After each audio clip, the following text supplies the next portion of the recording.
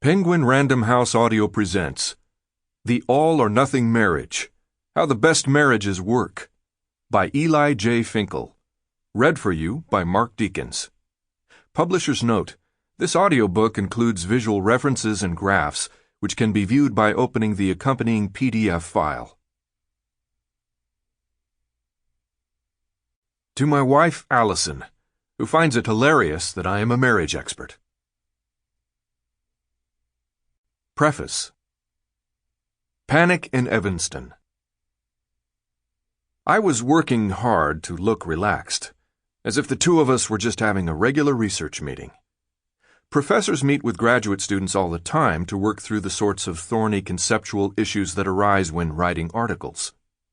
Grace Larson had just finished her first year as a doctoral student at Northwestern, and she was looking to me for answers.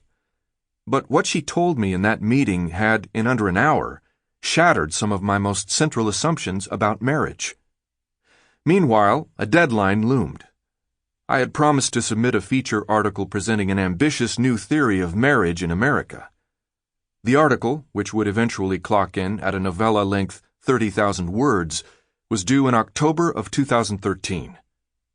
3 of my students and I had divided up the initial tasks, and Larson was, in that meeting in June of 2013, reporting back to me on what she had learned. The Invitation.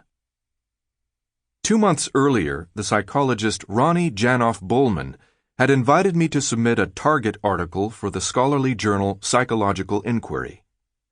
This journal has a distinctive structure. Each issue consists of a target article, around a dozen expert commentaries, and a response to commentaries from the authors of the target article. I proposed an article on an idea I'd been playing with: that diverse forces had increasingly freighted marriage in America over time, piling so much expectation and responsibility on this one relationship that it threatened to buckle under the strain. We Americans increasingly look to our spouse to be our best friend and closest confidant, to provide sizzling sex, to help us grow as individuals. The list goes on. At the same time, we spend less time with our friends, parents, and siblings, and we are less engaged in organized civic activities outside the home. Collectively, these forces place tremendous pressure on the marital bond, and few marriages are able to withstand the stress. Janoff-Bullman approved this topic, and my students and I started scouring the research literature for evidence that marriage is in trouble. As social psychologists, our primary expertise revolves around the thoughts, feelings, and behaviors that enhance or undermine relationship quality. We study topics like commitment, forgiveness, and sexual desire, and we do so by collecting data on people who are involved in serious romantic relationships. Neither historians nor sociologists, we lack primary expertise on how the institution of marriage has changed over time. Larson's first task was to start delving into the history of marriage. Her findings, as preliminary as they were, revealed that my central thesis was wrong. The idea that Americans have, over time, been asking more and more of our marriage sounds reasonable, but the historical record makes plain that we are, in crucial respects, asking less and less. During the colonial era, people looked to their marriage and to the broader familial alliances linked to it for things like food production, shelter, and health care. In a literal sense, they looked to their marriage to help them survive. We're asking a lot of our marriage today, but few of us are asking for life itself. After the meeting with Larson, I became consumed with the effort to reconcile this stubborn fact with the theory I had proposed for the target article. How exactly had American marriages changed, and how did these changes influence marital success and failure? I didn't know the answer. I felt like a skydiver who realizes after jumping out of the plane that he isn't sure how to deploy his parachute. An unfinished task. In the ensuing weeks and months, I worked with my collaborators, not only Larson, but also the doctoral students Chen Ming Ri and Kathleen Carswell, to overhaul my theory of marriage. Correcting a theory like this is a scientific duty, but doing so also had a happy, unexpected consequence. The story changed from one of pessimism to one of optimism. It's true that the institution of marriage in America is struggling. But I came to realize that the best marriages today are better than the best marriages of earlier eras. Indeed, they are the best marriages that the world has ever known. In addition, although the average marriage is shaky, many floundering or passable marriages can flourish by adopting strategies pioneered by the best marriages. I was pleased with the Psychological Inquiry Target article, and with our response to commentaries, but not entirely.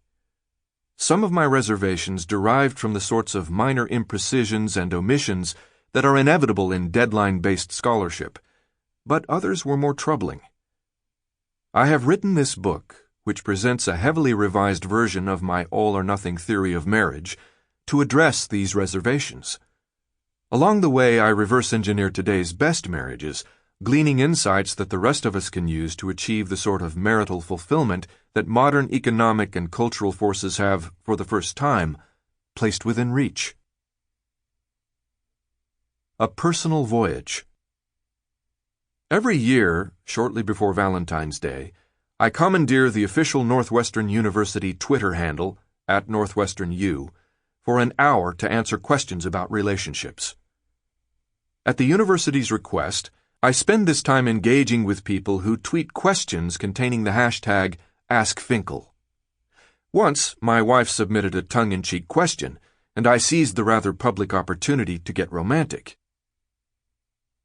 Allison Finkel, Northwestern News, replied to your tweet. @NorthwesternU, what is the most important lesson you've learned from your own marriage? #AskFinkel.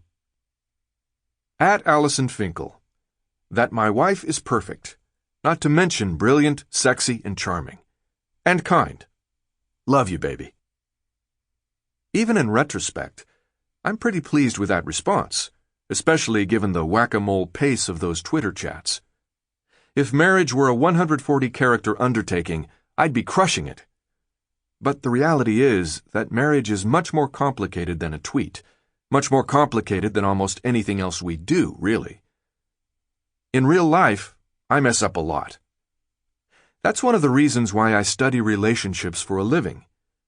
Yes, I find the topic fascinating in its own right, but I also seek evidence-based solutions to challenges in my own marriage.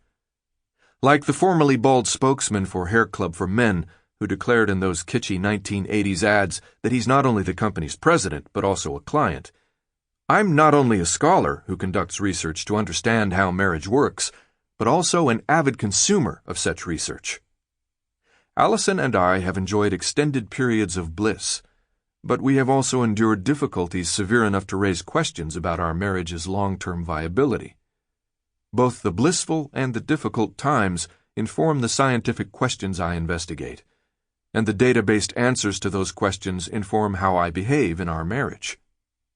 Over the years, I have leveraged this dialectic between the personal and the professional to develop a unique marital toolkit. It isn't the toolkit of a master craftsman, unfortunately, but it does have some unorthodox tools in it, and those are among the most useful. Periodically throughout this book, we'll revisit this toolkit, not only to study the tools themselves, but also to examine the failures that necessitated their development. Partisanship and Truth. It would be convenient if we could, in this science-based book, sidestep the culture wars surrounding marriage in America, but doing so would be cowardly, even if it were possible. Some readers will come to this book armed with ideological convictions forged in partisan trenches. To these readers, I apologize in advance. Because I am receptive to arguments from across the political spectrum, you will surely find elements in the book that you dislike. Liberals are correct that marriage isn't a prerequisite for a fulfilling life, that there are diverse routes to marital success, that poverty makes marital success difficult, and that building a successful marriage would be easier if America had more family-friendly policies like paid parental leave and affordable child care. Conservatives are correct that marriage is a particularly promising avenue for achieving a prosperous and fulfilling life. Sample complete. Ready to continue?